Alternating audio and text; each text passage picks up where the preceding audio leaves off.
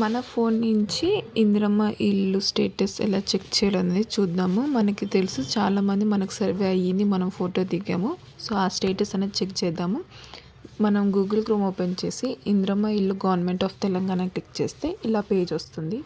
So first వచ్చే లింక్ని మీరు క్లిక్ చేయాలి. క్లిక్ చేసిన తర్వాత మీకు రైట్ సైడ్లో చూడండి 3 డాట్స్ ఉంటాయి. డాట్స్ మీద క్లిక్ చేస్తే డెస్క్టాప్ సెట్ అని ఉంటుంది కదా, సో అది ఆన్ చేయండి. ఆన్ చేసిన తర్వాత మీకు డెస్క్టాప్ స్క్రీన్ లాగా కనిపిస్తుంది. సో ఇప్పుడు మోర్లోకి వెళ్ళి క్లిక్ చేస్తే మీకు అప్లికేషన్ సెర్చ్ అని ఉంది.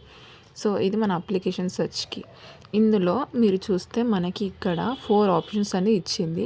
ఒకటి మన మొబైల్ నెంబర్, ఆధార్ నెంబర్, లేదంటే అప్లికేషన్ ఐడి, లేదంటే ఫుడ్ రేషన్ కార్డ్ది మన నెంబర్ ఉంటుంది. సో మనం ఫస్ట్ శాంపుల్గా మొబైల్ నెంబర్తో ట్రై చేయొచ్చు. మొబైల్ నెంబర్ మనది ఏదైతే మనం అప్లికేషన్ ఇచ్చేటప్పుడు మొబైల్ నెంబర్ పెట్టామో ఆ నెంబర్తో పెట్టి ఇక్కడ క్లిక్ చేయాలి. ఎంటర్ చేసిన తర్వాత గో మీద క్లిక్ చేస్తే మన డీటెయిల్స్ అనేది ఓపెన్ అవుతుంది.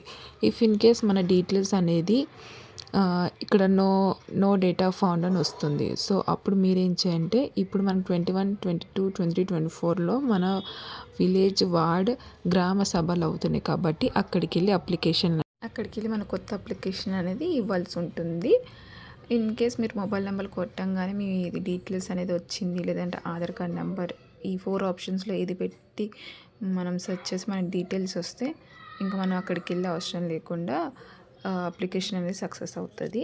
సో ఇక్కడ అప్లికేషన్ నేము, number, mobile number, FSC code, ఇంకా సర్వేయర్ నేమ్, సర్వేయర్ మొబైల్ నెంబర్తో సహా వస్తుంది. ఈ వెబ్సైట్ లింక్ అనేది నేను కింద కామెంట్ సెక్షన్లో మీకు పిన్ చేస్తాను. మీరు అక్కడి నుంచి వెళ్ళి చెక్ చేసుకోవచ్చు.